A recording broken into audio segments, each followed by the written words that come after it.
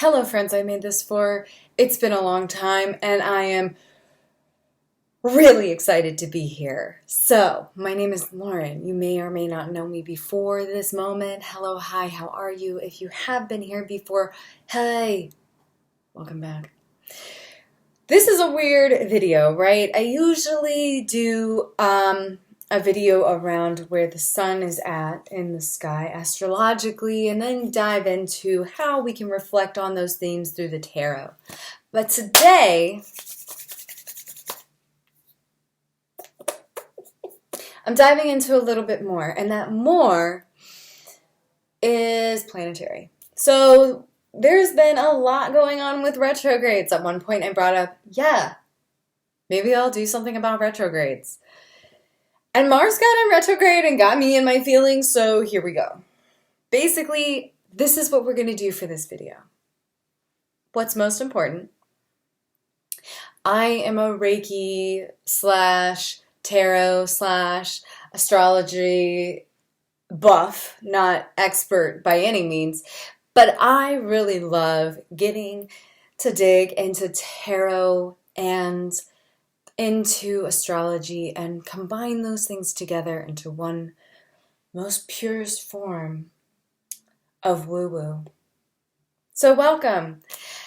And as I talk about the themes around Mars, specifically Mars retrograde and Aries, where it's at right now, I want to talk to you about a little bit of woo-woo. So buckle up and let's dive into some fun things together, right? So just as a little forward for you, I am going to be showing you 3 different decks interpretations of 2 different cards. One card for Mars, which is represented in the Tower. And of course, Aries, which is represented for the Emperor, as the Emperor. So, hold on with me. I'm a full-time teacher, and this is my online classroom, so you're just going to have to be here a part of it. Thanks. Anyway, super happy that you clicked on this video, and definitely let me know what you think about my perspective, because honestly, the thing that has made this really triggering is I found an amazing podcast that feels very on point with this Aries Mars retrograde energy. And it really inspired me to just kind of dive into like what might be coming up for you based on this retrograde, because there hasn't been a time lately where something hasn't been in crazy retrograde. We've been in some really interesting retrogrades all summer long. A lot of shit around Saturn and Pluto. We went through, I believe, a Mercury retrograde through all of that. Like anyone can even keep up with that shit at this point, right? Because there's so many. And Jupiter went through a retrograde. Everything went through a retrograde. Even your mom. Ha! Just kidding. I'm not making fun of anybody. And your mother seems like a nice person. But back to astrology and being a little woo-woo. As someone who is a Capricorn sun, Virgo moon, I tend to be, I think, and maybe it's everything else in my chart because who knows, I tend to be a skeptic, and I think that's pretty healthy in certain amounts. Sure, I can be a little more of a negative Nancy some of the times. I know that about myself. I call out my own bullshit, thank you. But thanks for letting me know if you want. Hi. But ultimately, I'm starting to notice a lot of bullshit, right? And I feel like calling that bullshit out. Especially because I'm seeing a lot of weird bullshit in spiritual spaces. You know, just things to think about. I was actually coming across, and back to the point that I came here with, the Kumbaya Confessional podcast, which if you are a spiritual or even a slightly like spiritual person, definitely check it out.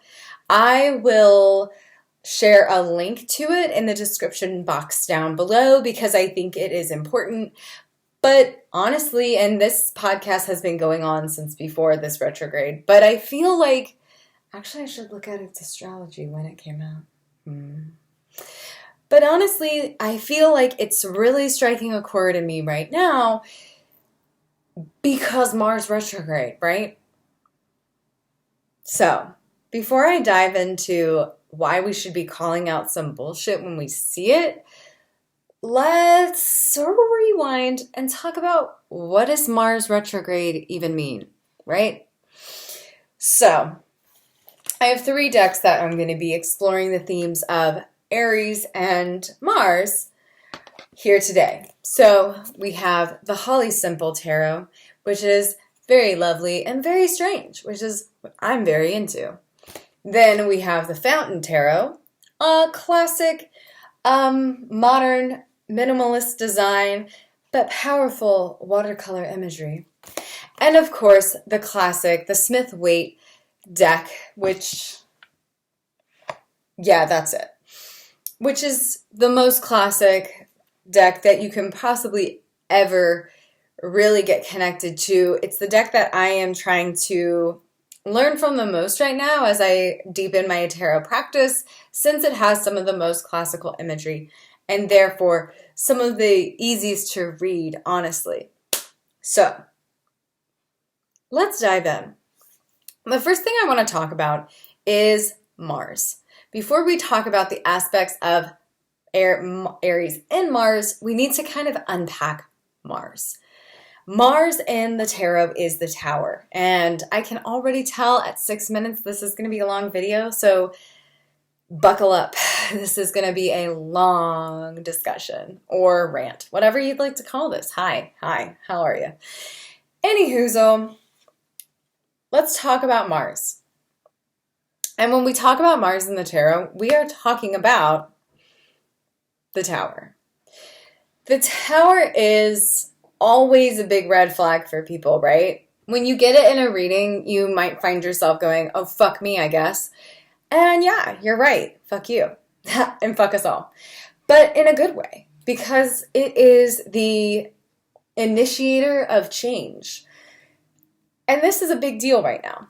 As we're moving through this retrograde, it's really important to kind of like ground ourselves in knowing that action is change. Action is creating space. Action is changing the space that we're in. So, though we can look at the Tower and say, this sucks, I'm comfortable, we have to constantly evaluate what is our comfort and what is our ability to move past the comfort. Because ultimately, you and I don't grow in the space of comfort. We grow in the space of change. So, when we talk about Mars energy, especially looking at our own charts, like as individuals, we will notice a few things. One, it is how we move. It's not about being passive. It's about how we move through the world actively. If Venus is our value system, and Mercury is how we express that value system or how we think of that value system, how we came to imagine that value system or share it with others. Mars is the action that we take to make that actions, that hierarchy real. So it's how we achieve our values in a way. I know, kind of weird. But when we're talking about the inner 3 planets, that's what I want you to kind of think about. Is it's not an intellectual or it's not in the heart, it's in the action that we take. So when we see the people falling off the Tower, there is this movement that is very familiar to the feeling of revolution. So hold on to that thought for a second. So when we look at the Tower and the Fountain deck, we again see that there is this movement. But the truth is, what we see here is that the Tower has always been precarious. Though we see that there are two mirrors of a pyramid here, and the pyramid being one of the strongest structures ever made by human beings, we also, oh, my cat's in here, hey. We also see this connection of, well, it's strong, but it was never truly built to last, if you know what I'm saying. Obviously, these are 2 points that are being stacked on top of each other at their most finite. So the illusion of a structure was there, but the truth is this was the inevitable always. So when we think about Mars, it is how we move to the inevitable change that we have to take constantly. Because guess what? Change is inevitable. And this Tower kind of helps facilitate that idea a little deeper. Because when we look at the Tower here, there's such a strong structure that we almost see the Tower as like, wow, this really took me by surprise. But truly, was it a surprise? And then we see the Tower here. So again, if we are going to be relating the Tower energy to Mars, something we want to think about is how we move through the world and how we allow to let go of things that do not serve us. What's interesting about the Holly Simple Tarot is that this Tower represents a hand, and a hand that is becoming disconnected. It's not that the hand can't work anymore. It's that the hand is having to release. And we can see this idea with tears. So Mars can be a big indicator of a lot of big energies. And even as Holly Simple puts it in her little thing for her explanation of the cards, for the Tower she even writes, shaken foundation, disaster, revelation, sudden change. Change in this instance, I want to implore you to think of it as not so much a shift in what we believe necessarily, though it can be and definitely is, but a shift in movement. What do I mean? Well, listener who's still here, thank you very much.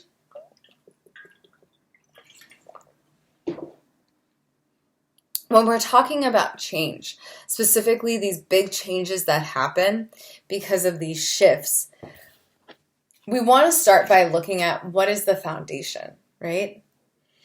So with Mars, we can always evolve how we move through the world. We can evolve how we express our ideas or our value system, right? Or how we fight in this world to obtain the peace or the truth that we think is most valuable, right? But with the Tower, there's this invitation that the foundation was never perfect, right? So things are going to change as we evolve into our space of being more perfect, or at least more evolved, right? The hands is not connected to the body.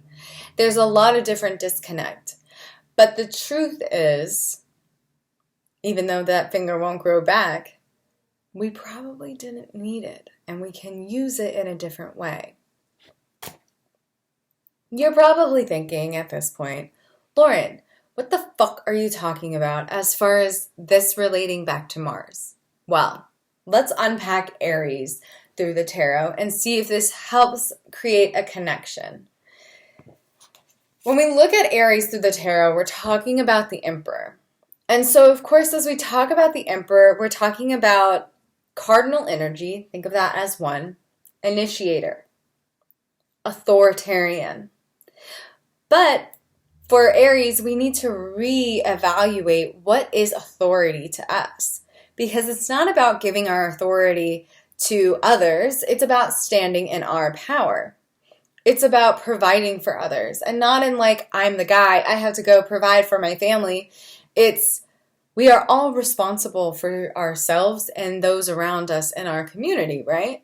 So you don't have to think about it that way, but I encourage you to do so. Because when we talk about the Emperor, we're talking about the strength of standing up and becoming the authority of our truth, right? Aries is the initiator of the zodiac, number 1. Number 2, it's the first cardinal sign. Number 3, it's the first fire sign. It's the first damn sign. So, as the first sign, some people like to say it's not evolved. But we can also see it as it doesn't have any fucking baggage either, man. So let's continue on. The Fountain has an interesting way of looking at this same idea through a different lens, where yes, it's still authority, but we see it more as structure. We see a person holding up a structure, specifically a cube, which comes off really strongly as the strength sort of card, because, not the strength card, but this strength because it has a strong foundation, right? It's sturdy, it's structure, it's a box. It's dick in a box. Just kidding. It's just in a box. He's in a box. He's holding it up. He's standing on a box. So we see this connection to masculine in a way, because there's this rigid structure that he is holding up. They are holding up, because de-gender your tarot. Just for fun. Just try it out. You'll find that it's really interesting, I promise. So we see this person holding up this cube, this square, as this initiator of structure. So that's another way of looking at the Emperor card, right? Then there is this version of the Emperor, and we see it again. When we think of square or a cube, we kind of think about the 4 sides, right? It's very much connected to this with the 4 different legs. And then we see a connection to this Emperor a little bit more, because we see the staff again holding strength, holding space, and being the authority. Open hand also says receiving. So what do I mean by that? When we are looking at the Emperor card, when we're looking at this Emperor card in specific, we're getting this idea of like receiving, which is usually not very associated with the Emperor. That's more of the Empress for the most part. It's about opening yourself up, dilating, as some might say. Tarot for the Wilds Unknown, or Wild Soul. Another good podcast to dive into. She's amazing. But when we're looking at this, we see this openness, this receptiveness. And I think that's a really powerful point of the Emperor, because an Emperor is no good ruler if they do not listen to the needs of the people and are receptive to what they desire. Because as a provider, not so much an authoritarian figure, but a provider, we can see that it's important to know what others need so that we can fulfill those needs if that's what we want to do. So, how do we bridge this gap? You might be asking, because it's a lot of information from both of these, but what does it mean? Well, my good listener, watcher, reader, whatever you are, I would like to explore this idea that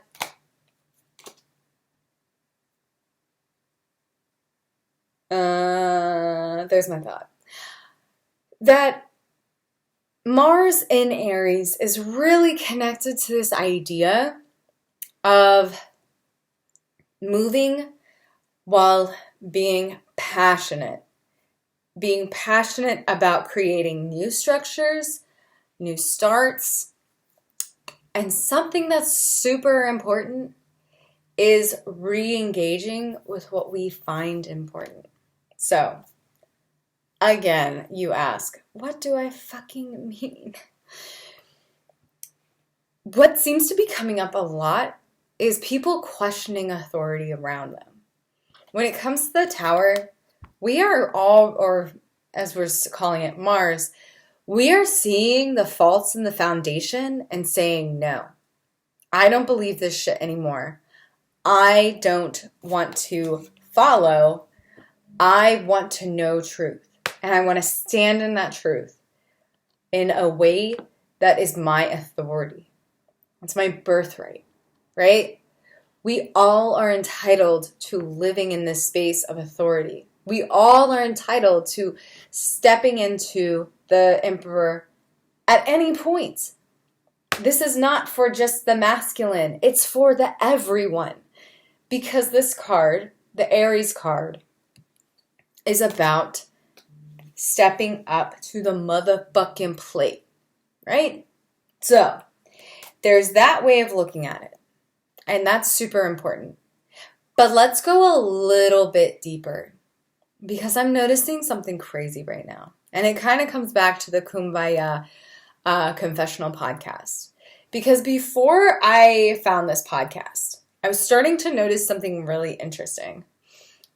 And honestly, by interesting, I mean scary. I'm noticing people in the woo, hippie, dippy spiritual universe starting to do some really wild shit, if you ask me. And what is that shit? It's buy into Republican conservative propaganda and conspiracy theories. And again, it's time to shake up that shitty foundation because there's not enough evidence for some of the shit that's coming out with that. Seriously. I'm getting really weirded out by the idea that everyone is suddenly gung-ho about save our children but won't wear a mask. And that's where it's like, well, Mars is in Aries and it's in retrograde. So let's call out some shit when we see it. There's a lot of people who feel like they're being lied to, a lot of people who feel like they can't trust the mainstream media. But unfortunately, it's 2020, and you have to question almost every form of media that you take in. And what's weird about right now is I see a lot of people taking on alternative media because they just don't trust the mainstream, but at the same time are not holding those people and those sources accountable. So, as we're moving through this time of Mars and Aries retrograde, I feel like that's a really important element to be careful and to also just be aware of. Because honestly, if I'm being really honest with you, there will never be enough water in this world for me to not be thirsty. We have to question everything, every source, everywhere, because we're not stepping into our authority if we're not questioning our sources. It's one thing to sit with something and be like, all right, I feel like this is true. But if you don't do the research, how do you actually know? And it weirds me out that so many people are obsessed with this idea that there's a conspiracy built by the Jews to destroy America, which is like, I don't know, terribly anti-Semitic. So, gotta call that out. But yeah, there's also a ton of spiritual people who aren't really being, and this has been before this even, but just weren't being present with feedback from others or being present with the fact that we as a human collective are having to deal with the fact that there is white privilege and there's racism. It's one of the weirdest things I've actually ever experienced because I'm coming to this really strong conclusion. And again, stepping into my power with this Aries Mars in retrograde, where I feel like I have to call out the bullshit when I'm seeing it. And I'm sure you do too. So please call it out when you see it, including me. If you think I'm fucking batshit, please come for me. I want the attention. When we see people who are just ignoring the existence of white privilege because they don't want to deal with it, when ignoring white privilege is actually literally ignoring racism itself, because they're two sides of the same coin. Where people will be treated poorly because of their skin color, people will be treated better because of theirs. That's how racism works. I know, really crazy. But this is the really interesting thing about what's going on in America and just the sphere of spiritual thought right now, where it's like you either are feeling a lot about the racial injustice or you're just cocooning yourself in away from it and the injustices of the world, not keeping yourself really informed because it doesn't vibe with you. And unfortunately, it's just not the time to not have those vibes. Good vibes only is really fucking problematic. So if there's one thing that you could have gotten out of this video, I hope it's question authority, even the ones that you think are alternative and helpful, because ultimately, it's not about power. It's about control. And sometimes you don't have to have the upper hand and the most power to have control over someone's thoughts. And if anyone should know that, it's someone who has come out of many abusive relationships. So, with that said, think about for yourself what is coming up for you with this Mars Aries retrograde. I'm sure the themes that are coming up for you are probably different than the themes coming up for me. But either way, astrology is different for us all. Astrology interacts with us differently all in all the ways. And be gentle with yourself because you're probably getting mad annoyed at tons of shit just like me, because that's that big ass fucking Mars energy. Because when we talk about Aries, actually, last point in thought, Aries is ruled by Mars. So Mars is absolutely like, I'm feeling fucking frisky. Let's fuck up some shit, family. And though fucking up shit is perfectly part of the kosher life, in this idea of we should always be shifting, changing, creating new forms of structures that we can then tear down and start all over in just a few years because we got to keep evolving. Do with that what you will. That was kind of a rant. I've been back at school as a full-time teacher again, online learning for about 2 weeks, in the classroom with my kids.